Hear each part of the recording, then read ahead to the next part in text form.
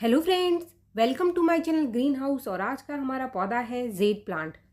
आज के इस वीडियो में मैं आपके साथ शेयर करने वाली हूँ कुछ ऐसे ट्रिक्स, कुछ ऐसे बहुत ज़रूरी टिप्स जिससे कि आपका जेड प्लांट बहुत ही तेज़ी से ग्रोथ करेगा और आप देखेंगे कि कुछ ही दिन में बहुत ज़्यादा घना हो जाएगा। काफ़ी सारी नई नई ब्रांचेस इसके अंदर निकल करके आएंगी। और इसमें आपको कौन सा फर्टिलाइज़र देना है, कौन सी चीज़ों का आपको ध्यान रखना है, आज के इस वीडियो में मैं आपके साथ शेयर कर रही हूँ 6 टिप्स जो कि जेड प्लांट की ग्रोथ को बढ़ाने के लिए बहुत ही ज़रूरी है।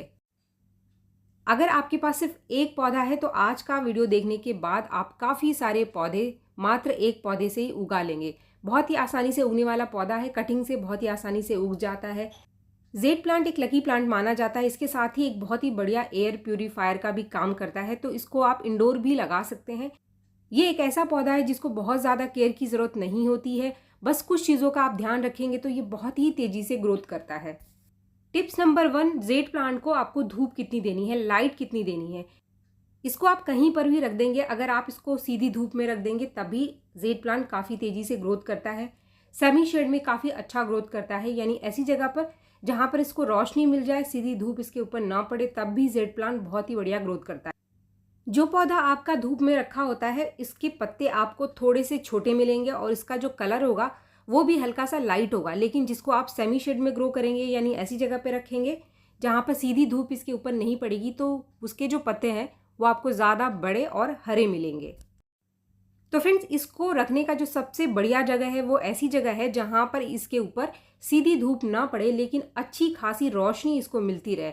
तो ये काफ़ी बढ़िया ग्रोथ करता है और इसके जो पत्ते हैं वो बहुत ही सुंदर और चमकदार निकल करके आते हैं। इसके बाद टिप्स नंबर 2, अगर आपको इसके तने को नीचे से मोटा रखना है या फिर आपको कोई शेप देना है तो आपको शुरू से ही इसके ऊपर काम करना पड़ेगा।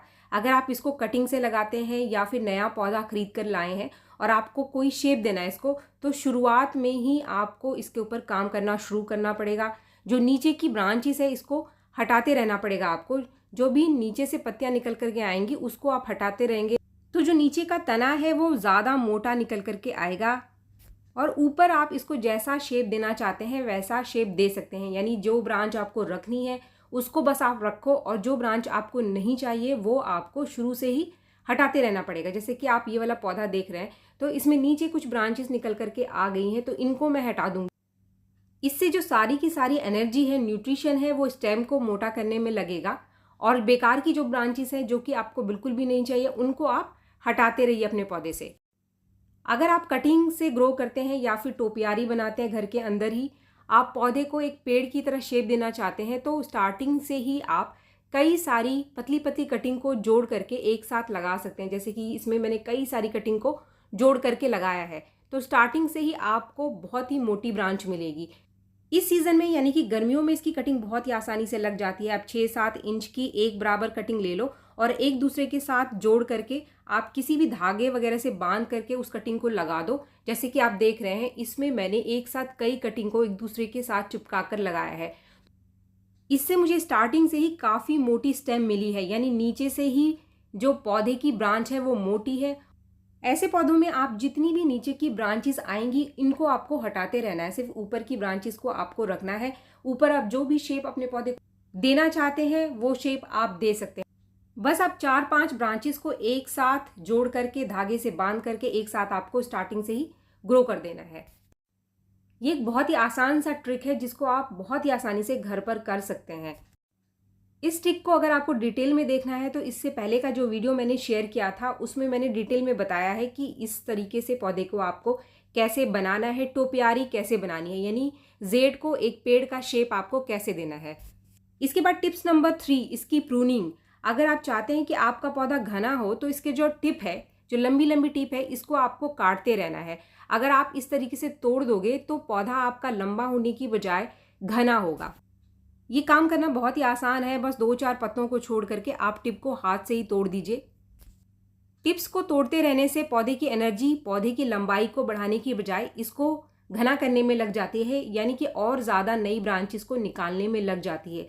लेकिन अगर आप इसको नहीं तोड़ोगे तो यही ब्रांच, जैसे कि ये वाली ब्रांच है, ये लंबी होती चली जाएगी। तो इसीलिए इसको आप कुछ इस तरीके से तोड़ सकते हैं।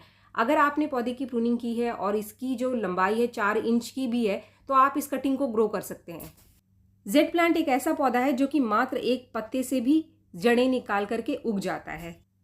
इसके बाद टिप्स नंबर 4 जो कि इसकी मिट्टी है। अगर आपको अपने पौधे की ग्रोथ को बढ़ानी है तो स्टार्टिंग से ही इसकी मिट्टी बहुत अच्छी रखनी है। आपको कोशिश यही करना है कि जेड प्लांट को लगाते समय आपको मिट्टी का इस्तेमाल कम से कम करना है। जब भी आप पॉटिंग मिक्स बनाएंगे तो उसके अंदर आप कोकोपीट और धान का छिलका ज़रूर मिलाएं, अगर आपको आसानी से मिल जाता है। अगर आपको धान का छिलका ना मिले तो आप गेहूं के भूसे का इस्तेमाल कर सकते हैं।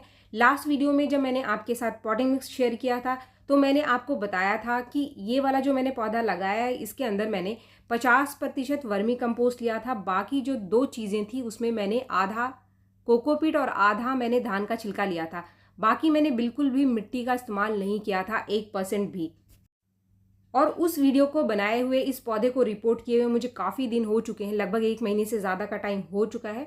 और आप देख सकते हैं कि मेरा पौधा काफ़ी बढ़िया ग्रोथ कर रहा है। काफ़ी सारे लोगों को डाउट होता है कि मिट्टी का इस्तेमाल अगर हम नहीं करेंगे तो पौधा हमारा ग्रोथ कैसे करेगा। ऐसा कोई ज़रूरी नहीं है। जो कोकोपीट है और राइस हस्क है ये भी एक मीडिया का काम करता है। और इसके साथ अगर हम वर्मी कंपोस्ट मिला लेते हैं तो पौधे को न्यूट्रिशन भी अच्छा मिलता है, आपका पौधा ग्रोथ अच्छी करता है। क्योंकि ऐसी मिट्टी में जड़ों की ग्रोथ बहुत अच्छी होती है। अगर आप मिट्टी का ज़्यादा इस्तेमाल करते हैं तो मिट्टी बहुत देर तक पानी को सोख करके रखती है, इससे इसकी जड़ों में फंगस लग जाता है। और अगर आपके पौधे के पत्ते झड़ने लगे हैं तो इसका 2 कारण हो सकता है। पहला तो आपके पौधे को लाइट कम मिल रही है, यानी कि रोशनी कम मिल रही है। दूसरा कारण है आपके पौधे की मिट्टी अच्छी नहीं है। तो फटाफट से ऐसे पौधे को बचाने के लिए आप पौधे की गुड़ाई करके पौधे को पूरे दिन की धूप वाली जगह पे रख दो, मिट्टी को अच्छे से सूखने दो, या फिर आप चाहें तो रिपोर्टिंग कर सकते हैं अपने पौधे की। नए मिट्टी के साथ इसको फिर से रिपोर्ट कर दो। ऐसी मिट्टी का इस्तेमाल करो आप जिसमें पानी बिल्कुल भी ना रुके। जैसे ही आप पानी डालें तो पानी छेद से बाहर निकलना चाहिए। अच्छी ड्रेनेज वाली मिट्टी का इस्तेमाल आप इस पौधे को लगाने के लिए करें। इसके बाद टिप्स नंबर 5, इसकी वाटरिंग। पानी आपको इसके अंदर बहुत ज़्यादा नहीं देना है। जेड प्लांट एक सकुलेंट प्लांट है, इसके पत्तों में बहुत सारा पानी स्टोर होता है। तो आप अगर इसको पानी 2-4 दिन नहीं दोगे तब भी ये खराब नहीं होता है, सूखता नहीं है। लेकिन आपको पानी देते समय ध्यान रखना पड़ेगा, जब तक आपके पौधे की मिट्टी सूखे ना, आपको लगे ना कि इसमें पानी की ज़रूरत है, तब तक आप कभी भी इसको पानी ना दो। जैसे कि आप देख रहे हैं ये मिट्टी बिल्कुल सूख गई है तो आज मैं इसको पानी दे दूंगी। लेकिन अगर आपके पौधे की मिट्टी गीली पड़ी हुई है तो ऊपर से आप इसको और पानी मत दो, वरना आपका जेड प्लांट खराब हो जाएगा। सबसे ज़्यादा गलती लोग यही करते हैं कि भर भर के पानी पौधों को देते हैं। कुछ पौधे ऐसे हैं इनको पानी की कम से कम ज़रूरत होती है। उसी पौधों में जेड प्लांट भी एक पौधा है। तो जब तक इसकी मिट्टी ना सूखे आप इसके अंदर पानी ना डालें, वरना इसके अंदर फंगस लग जाएगा और आपका अच्छा खासा पौधा खराब हो जाएगा। अगर आपके पौधे के पत्ते झड़ने लगे हैं तो ये साइन है कि आपके पौधे की जो मिट्टी है उसमें आपने पानी बहुत ज़्यादा डाल दिया है, या फिर आपके पौधे की ड्रेनेज अच्छी नहीं है, पानी नीचे से निकल नहीं रहा है, जिसकी वजह से पानी रुकने से इसके अंदर फंगस लग गया है। तो आप फटाफट से सतर्क हो जाए। ऐसी कंडीशन में आप पौधे को बचा सकते हैं। ऐसे पौधे को आप पानी देना बंद कर दें और पौधे को फिर से नई मिट्टी के साथ रिपोर्ट करें जिसकी ड्रेनेज काफ़ी अच्छी हो, पानी देते ही पानी बाहर निकल जाए। इसके बाद टिप्स नंबर 6 जो कि है इसका फर्टिलाइज़र, जिसको कि देख करके आप अपने पौधे की ग्रोथ को बढ़ा सकते हैं। कुछ ऐसे फर्टिलाइज़र जो कि हमारे घर के अंदर ही है, इनको देने से पौधे को अच्छी मात्रा में नाइट्रोजन मिलती है। ये एक लीफी प्लांट है, इसको अगर अच्छी मात्रा में नाइट्रोजन मिलती रहेगी तो आपका पौधा अच्छी ग्रोथ करता रहेगा। इसके लिए आप चाहें तो 2-3 महीने में 2-4 मुट्ठी कंपोस्ट दे सकते हैं अपने पौधे को। कंपोस्ट आप कोई भी दे सकते हैं, जैसे कि वर्मी कंपोस्ट दे सकते हैं या फिर अच्छे से डिकम्पोज गोबर की खाद। लेकिन कुछ होममेड फर्टिलाइज़र हैं जो कि बहुत ही बढ़िया काम करते हैं इसके ऊपर।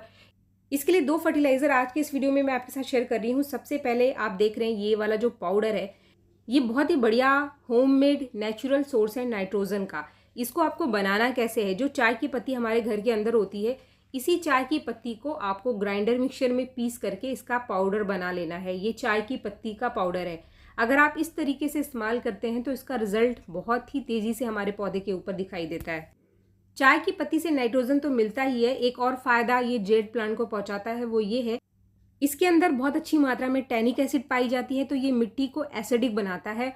और जेड प्लांट एक ऐसा पौधा है जिसको हल्की सी एसिडिक मिट्टी पसंद है। इसकी जो मात्रा है आपको आधा चम्मच से लेकर 1 चम्मच तक आप रख सकते हैं। अगर पॉट का साइज़ छोटा है और पौधे का साइज़ भी छोटा है तो आधा चम्मच आपको देना है ये वाला फर्टिलाइज़र 15 दिन में सिर्फ 1 बार। अगर आपका पौधा काफ़ी बड़ा है, पॉट का साइज़ भी बड़ा है, 10 से 12 इंच के पॉट में लगा हुआ है, तो आप इसकी मात्रा 1 चम्मच तक भी अपने पौधे में दे सकते हैं। फ्रेंड्स, इस फर्टिलाइज़र को देते समय आप चाहें तो पहले ही अपने पौधे की थोड़ी सी गुड़ाई कर लें, या फिर इसको देने के बाद आप पौधे की मिट्टी की थोड़ी थोड़ी गुड़ाई करके इसको मिट्टी में अच्छे से मिला दें। अब टाइम है एक और फर्टिलाइज़र को देने का, जो कि आप बहुत ही आसानी से घर में बना सकते हैं। ये चीज़ वेस्ट होती है हमारे लिए, लेकिन जेड के पौधे के लिए बहुत ही बढ़िया फर्टिलाइज़र का काम करता है। ये है आलू के छिलके का लिक्विड फर्टिलाइज़र। जो आलू का छिलका घर में आपके निकलता है और आपके पास जेड प्लांट है, तो आप इसको कभी भी मत फेंकें, क्योंकि ये बहुत ही बढ़िया सोर्स है पोटाशियम का, नाइट्रोजन का और फास्फोरस का। इसके साथ ही इसके अंदर कैल्शियम और मैग्नीशियम भी पाई जाती है। तो इसको देने से जितने भी पत्तेदार पौधे हैं हमारे, कोई भी पत्तेदार पौधा है आपके पास, उन सभी में आप आलू के छिलके का लिक्विड फर्टिलाइज़र इस्तेमाल कर सकते हैं। इसको बनाना बहुत ही आसान होता है। इसके लिए आप सिर्फ एक दिन के लिए आलू के छिलके को पानी में भिगो करके रख दो और अगले दिन आपको इसको छान लेना है। इसको छानने के बाद जितना लिक्विड हमारे पास बन करके तैयार होता है, उसका लगभग 4-5 गुना आप और पानी इसके अंदर मिला लो। पतला बनाकर ही आपको इस फर्टिलाइज़र को देना है। खासतौर पे अभी गर्मियां हैं, तो गर्मियों में कोई भी लिक्विड आप बिना डाइल्यूट किए अपने पौधे में बिल्कुल भी ना डालें। तो फ्रेंड्स, डाइल्यूट करने के बाद हमारा फर्टिलाइज़र तैयार हो गया है। काफ़ी अच्छी मात्रा में ये लिक्विड फर्टिलाइज़र बन के तैयार हुआ है। जो आलू के छिलके मैंने लिए थे वो लगभग 4-5 आलू के छिलके थे और इसको मैंने आधा लीटर पानी में भिगो करके रखा था। फ्रेंड्स, इस लिक्विड फर्टिलाइज़र को आप जो चाय की पत्ती का हमने पाउडर बनाया था, इन सभी पौधों में मैंने वो चाय की पत्ती का पाउडर भी डाला था। उन्हीं के साथ आपको ये लिक्विड फर्टिलाइज़र भी देना है। इसकी जगह आप केले के छिलके का लिक्विड फर्टिलाइज़र भी अपने पौधे को दे सकते हैं। लेकिन ये वाला जो फर्टिलाइज़र है, वो जितने भी पत्तेदार पौधे हैं, इसके लिए आलू के छिलके का लिक्विड फर्टिलाइज़र बहुत ही बढ़िया काम करता है। खासतौर पे जेड प्लांट के लिए और एलोवेरा के पौधे के लिए, ये दोनों के लिए काफ़ी बढ़िया फर्टिलाइज़र है। Best homemade fertiliser. इन दोनों ही चीज़ों का इस्तेमाल आपको 15 दिन में एक बार करना है। बहुत ज़्यादा बार बार आपको नहीं देना है। इसके साथ ही कुछ और चीज़ें हैं जिसका कि आपको ध्यान रखना है। कभी भी गीली मिट्टी में कोई भी फर्टिलाइज़र आपको अपने पौधे के अंदर नहीं देना है। पहले आप मिट्टी को सुखा लो, तभी आप कोई होममेड फर्टिलाइज़र अपने पौधे के अंदर डालें। और इस फर्टिलाइज़र को देने के बाद जब तक ये सूख ना जाए, इसका पानी सूख ना जाए, इस फर्टिलाइज़र का, मिट्टी आपको सूखी हुई नज़र ना आए, तब तक आपको कोई और पानी अपने पौधे में नहीं देना है। ये जो आलू का छिलका बच गया, इसके अंदर और पानी मिलाकर आप रख दो और अगले दिन फिर से आप इसका इस्तेमाल किसी और पौधे में कर सकते हैं। तो फ्रेंड्स, आप इन चीज़ों का ध्यान रखें। आपका जेड प्लांट गर्मियों में बहुत ही बढ़िया ग्रोथ करेगा और एक ही पौधे से आप बहुत सारे पौधे बहुत ही आसानी से तैयार कर लेंगे। बहुत ही आसानी से ग्रो होने वाला ये पौधा है। वीडियो अगर आपको पसंद आया तो एक लाइक ज़रूर करें और मेरे चैनल को आपने अब तक सब्सक्राइब नहीं किया है तो मेरे चैनल को सब्सक्राइब भी ज़रूर कर लें। मिलते हैं मेरे नेक्स्ट वीडियो में, तब तक के लिए थैंक यू।